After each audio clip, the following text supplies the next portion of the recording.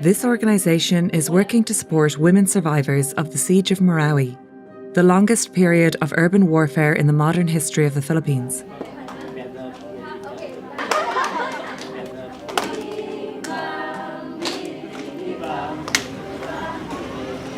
The conflict began in May 2017 between the government and violent extremist groups affiliated with ISIS.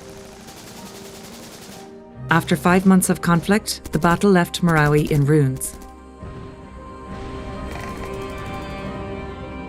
But although the Philippines is still healing from the attack, the number of terror-related deaths in the country has actually been decreasing. And this is a global trend. After a spike in 2014, the global number of deaths from terrorism has decreased by 59%. What is on the rise, however, is the number of countries experiencing this type of violence. From 2002 to 2018, most deaths from terrorism were in the regions of South Asia, the Middle East and North Africa, and Sub-Saharan Africa. In countries already experiencing other forms of conflict, like for example a civil war. But more recently, violent extremism has also been increasing in the West, along with a rise in right-wing nationalism. In North America, Western Europe and Oceania, violent far-right attacks have increased by 250% over the past 5 years. So violent extremism isn't just about ISIS. It isn't linked to one specific region or culture. And as more and more countries are experiencing it, it's no longer enough to counter violent extremism. What we need to do is prevent it.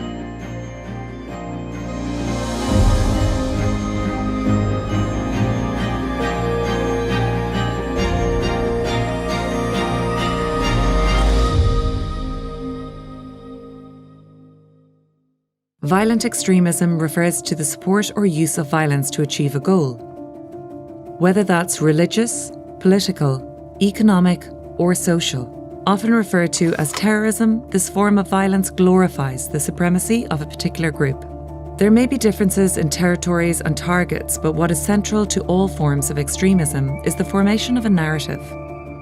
The story we tell ourselves about the world and how we see our place within it. Violent extremist narratives make severe distinctions between us and them. They oppose the ideas of diversity and coexistence. If you only see the world in one way, all other realities are excluded. But no one's born a violent extremist. You have to adopt these narratives through a process called radicalization. This is an individual experience that differs from person to person, but there are some common drivers. Experts divide these into what are called push factors and pull factors. Push factors are structural conditions of your society. One of the most consistent is a growing combination of social or economic inequalities. For example, a person might be living in poverty and unemployed. But there are millions of people living in these conditions who aren't committing violent attacks. In order to escalate into violent extremism, a person usually has an intense feeling of injustice. This often manifests in countries experiencing failed political transitions, weak institutions, corruption, or civil war. In 2017, UNDP released a study conducted with former violent extremists in 6 countries across Africa. From a total of 495 voluntary recruits, 75% of them said they had no trust in their country's police, military, or politicians. More recently, experts have also drawn a connection between the rise of violent extremism in the West with a decline in democracy and social order. When inequalities and injustice come together, a person might feel defeated and violence can seem like a solution. Violent extremist groups put a lot of effort towards strategic recruitment, offering a remedy for feelings of loneliness, a chance to shape a new identity, or an opportunity to join a higher cause. These are the pull factors. In some cases, these groups might even offer services or employment. And recruitment has transformed with the emergence of social media, which has been very useful for mobilizing participants and resources across borders. So where does all this leave us, and how do we deal with the spread of violent extremism? Well, we've seen that traditional militarized approaches to combating terrorism can actually drive radicalization by building distrust. From that same pool of ex-recruits in Africa, 71% pointed to government action as the tipping point that pushed them to join. This includes law enforcement officers killing or arresting a family member or friend.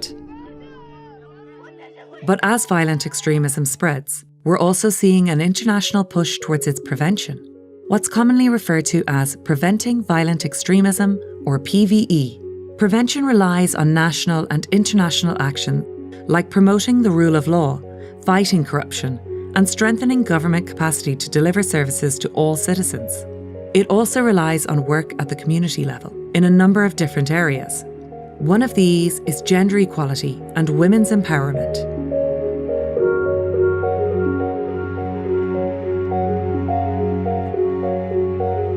Women in violent extremist groups have complex roles, ranging from recruiters, to financiers, to brides. In some cases, they're kidnapped or forced. In others, they join voluntarily, much like men. But in every situation, women are the first to sound the alarm on radicalisation in their communities.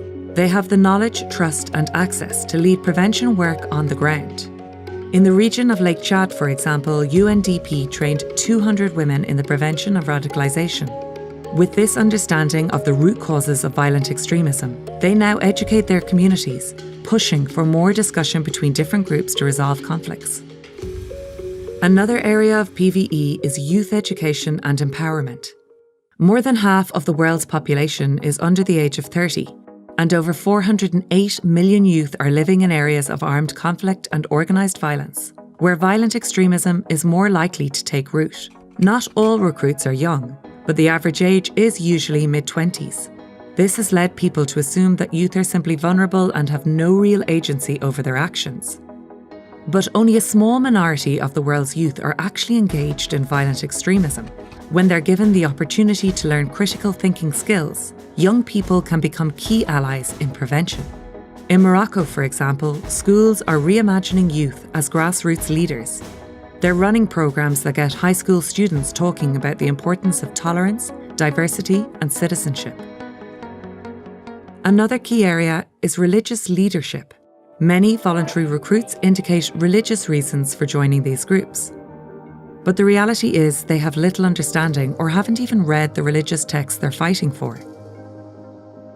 Prevention relies on a nuanced understanding of religion to counter the narrative that it's the cause of this violence. And religious leaders can lead the charge. In 2014, more than 120 of the world's top Muslim leaders and scholars wrote an open letter to the leader of ISIS, arguing that the group's practices are not legitimate to Islam. A message from leaders who are trusted and respected by their communities can have a bigger impact than those made by government officials. Finally, there's reintegration of former extremists. When people return home after their time with a violent extremist group, they may suffer from social stigma and trauma. Women may be returning with new children. Reintegration means allowing these individuals to return to civilian status, to make a living and to access support within their community. In 2015, the UN Secretary-General released a plan of action that called not only for security measures, but for prevention efforts. Counter-terrorism operations are still important, but equally important is the need to address the root causes of radicalisation, those push and pull factors. And never has this been more important as we face further uncertainty. Rising income inequality, widespread famine, a burning planet. On top of that, a global pandemic that violent extremists are harnessing to further strengthen their narratives and drive divisions. In a globalised world, we all feel the impacts of violent extremism. We have to focus on eradicating its root causes, coming together not only to fight it, but to prevent it.